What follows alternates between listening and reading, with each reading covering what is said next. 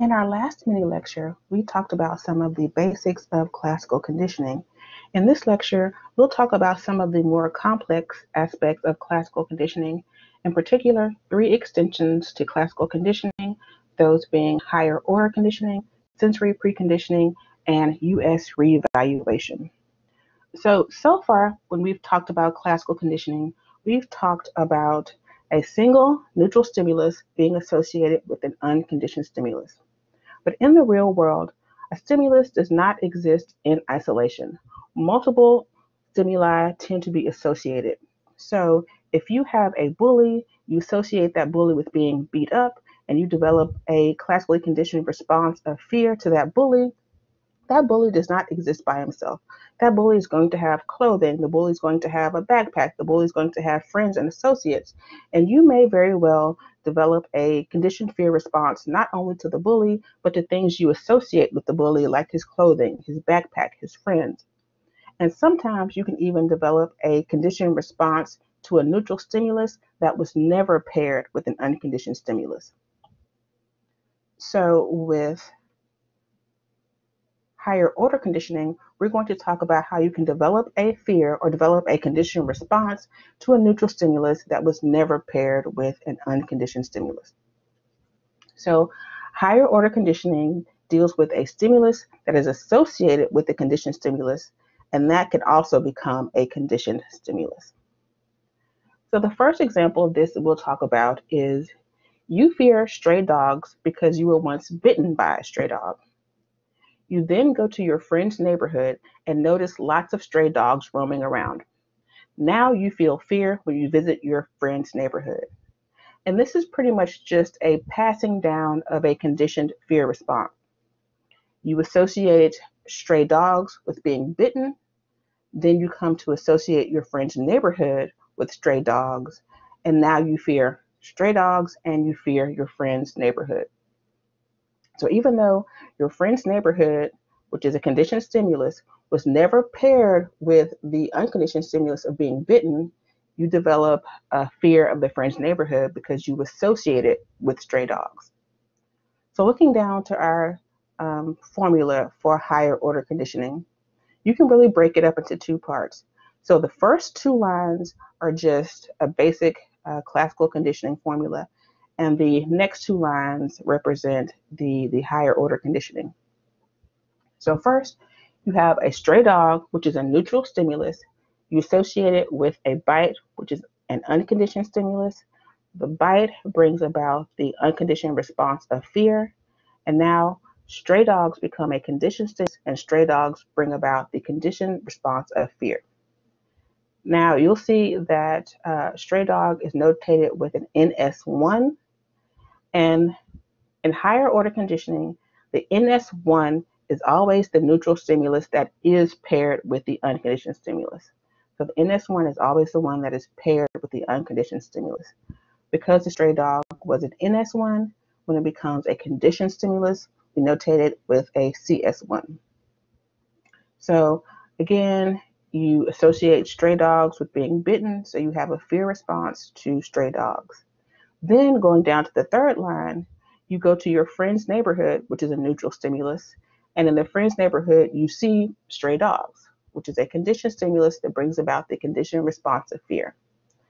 Now your friend's neighborhood, which was previously neutral, becomes a conditioned stimulus that brings about a conditioned response of fear. And so you see that the neighborhood, when it's neutral, is called NS2. That is because it's the neutral stimulus that is never paired with the US. So you never experience being bitten in your friend's neighborhood. It's never paired with the bite. But because you associate the neighborhood with stray dogs and you associate stray dogs with being bitten, now you develop a fear of the friend's neighborhood. So again, that's just about that conditioned response being passed down from one stimulus to another. You associate the stray dogs with the bite. You associate the neighborhood with stray dogs, and so now you have a fear of the neighborhood. And remember, all of these classically conditioned responses are about learning to anticipate your environment, knowing what to expect from environmental stimuli. So it makes sense that if you're afraid of stray dogs, you see lots of stray dogs in the neighborhood, that you would develop a fear of the neighborhood.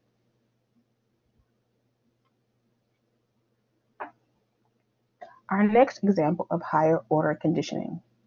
A particular song is playing as your partner breaks up with you, causing you to feel sadness when you hear the song. For the next few weeks, you listen to the song over and over in your car, causing you to feel sadness when you enter your car. So again, this is just about that condition responding being passed down from one stimulus to the next. So you associate the song with the breakup, then you associate you associate the song with the breakup, then you associate the song with the car. So the car makes you feel sadness now, even though the car was never paired with the breakup. So going down to our equation, the song, NS, so the song is neutral before it's paired with the US of the breakup. The breakup causes you to feel an unconditioned response of sadness. And so now the song that was neutral becomes a conditioned stimulus that causes you to feel a conditioned response of sadness. And remember, the song is NS1 because the song is the neutral stimulus that was paired with the US of the breakup. Because the song was NS1, the song, when it becomes conditioned stimulus 1. Then the car, which is neutral, is paired with the song, which is a conditioned stimulus that brings about the feeling of sadness. Now the car that was neutral becomes a CS that causes a conditioned response of sadness. The song is notated with NS2 because it's never paired with the unconditioned stimulus. NS2 is never paired with the US. And so because the car was NS2, when it becomes conditioned, we notate that with CS2. So remember, when you break up this higher order conditioning formula, the top two lines are just your basic classical conditioning formula. The next line is that higher order conditioning formula. And we call this second order conditioning. So there are two classically conditioned responses. Typically, with that second order conditioning, your conditioned response is weaker than to the first conditioned stimulus. So your sadness when entering the car is going to be a lower level of sadness or a less intense level of sadness than your sadness to hearing the song. In the previous example, the fear that you feel when going to the neighborhood will be less than the fear that you feel when confronted with a stray dog. Typically, you can't really go above second order conditioning. So you really can't go to a third level of classical conditioning. Typically, our conditioning responses don't extend that far. So the next extension of classical conditioning we'll talk about is sensory preconditioning. Now, this is when you have one stimulus that is conditioned as a CS, another stimulus with which it was previously paired can also become a conditioned stimulus. And hopefully that'll become a little bit clearer when we talk about these examples. So example 1 of sensory preconditioning, you visit your friend's neighborhood and notice lots of stray dogs. A week later, you're walking in a park and you're bitten by a stray dog. Now you feel fearful when you visit your friend's neighborhood. Now, this is different than higher order conditioning. With higher order conditioning, you were first bitten by a stray dog, you develop a fear of stray dogs, then you go to your friend's neighborhood and see lots of stray dogs, and you develop a fear of your friend's neighborhood. With sensory preconditioning, you visit the friend's neighborhood and you see lots of stray dogs before you were ever bitten by a stray dog. So you have the pairing of two neutral stimuli. The neighborhood is neutral, you have no reaction to the neighborhood. Stray dogs, you have no reaction to the stray dogs until later. Stray dogs are associated with a bite. You develop a fear of stray dogs, and you develop a fear of the friend's neighborhood. So let's look at this formula. First line, you have your neighborhood, which is neutral, paired with stray dogs, which are neutral. We know that stray dogs will be NS1 and the neighborhood will be NS2 because it's the stray dogs that are paired with the bite. So NS1 is always the neutral stimulus that's paired with the US. So you visit the neighborhood, see lots of stray dogs, they're both neutral. Later, you are bitten by a stray dog. So you have the pairing of the NS1 of the stray dog with the US of the bite. The bite brings about the unconditioned response of fear. So then stray dogs become a conditioned stimulus. So you have a conditioned response of fear to stray dogs. You also have a conditioned response of fear to the neighborhood, which becomes CS2. So because stray dogs were NS1, when they become conditioned, they're notated with CS1. The neighborhood, which was NS2, when it becomes conditioned, is CS2. So even though the neighborhood was never paired with a bite, you never experienced the bite in the friend's neighborhood, the bite was experienced in a park, because you associate the bite with stray dogs and you associate the friend's neighborhood with stray dogs, you develop a fear both to stray dogs and to the friend's neighborhood.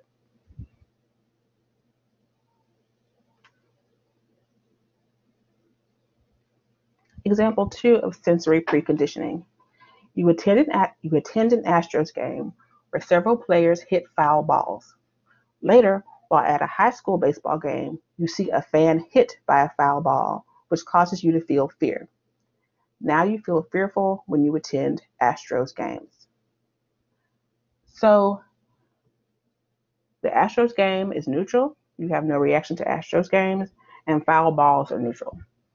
So we know that the foul ball is going to be NS1 because that is the one that's going to be paired with the US of seeing a fan hit.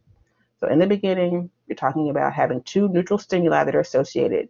You're associating the Astros game and the foul ball, but both of them are neutral and you have no reaction. Later, you see a fan hit by a foul ball. So the NS of the foul ball is paired with the US of seeing the fan hit.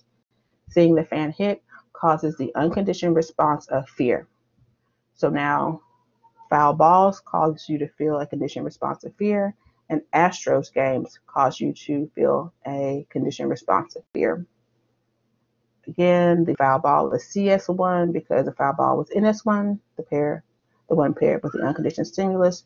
The Astros game becomes CS2 because it was NS2, the neutral stimulus that was never paired with the US.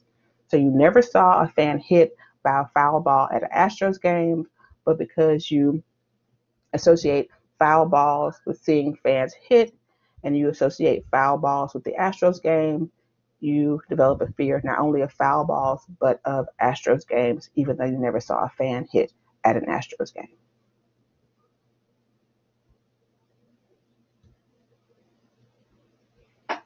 So the final extension of classical conditioning that we'll talk about is US reevaluation. And this is where exposure to a US of a different intensity than used during conditioning can alter the strength of the response to a previously conditioned CS. And so if you think back to the last lecture where we talked about the fact that the strength of the US will determine the strength of your conditioned response. So the intensity of the US with which the NS is paired will determine the strength of your conditioned response to the conditioned stimulus. So if you develop a conditioned response to a conditioned stimulus because of the unconditioned stimulus with which it was paired, the strength of that conditioned response can be changed by exposure to a US of a different intensity. Okay, so example 1 of this. While skateboarding, you sustain a minor injury. As a result, you feel slightly anxious when you skateboard. Later, you sustain a serious injury in a car accident, which causes you to feel severe anxiety. Now you feel severe anxiety when you skateboard. So skateboarding was paired with a minor injury, which is a low intensity US. As a result, you had a low intensity conditioned response of feeling slightly anxious when you skateboard. Then you're exposed to a US of severe intensity or extreme intensity. You're exposed to a US of a car accident. And that high intensity US of the car accident caused you to feel severe anxiety, so a stronger conditioned response. So even though skateboarding was never paired with that high intensity US of a serious injury, just being exposed to the US of the severe injury changes the strength of your conditioned response. So looking down at our formula, our equation down here, you have skateboarding is neutral. Skateboarding is paired with the US of a minor injury, so a low intensity US, which causes you slight anxiety as your unconditioned response. As a result, skateboarding becomes a conditioned stimulus, which causes the conditioned response of slight anxiety. Later, you sustain a serious injury in a car accident, so you're exposed to a high-intensity US, which causes you the unconditioned response of severe anxiety. Now, when you go skateboarding, it brings you severe anxiety. So that change or that exposure to a US of a different intensity has changed the strength of your conditioned response.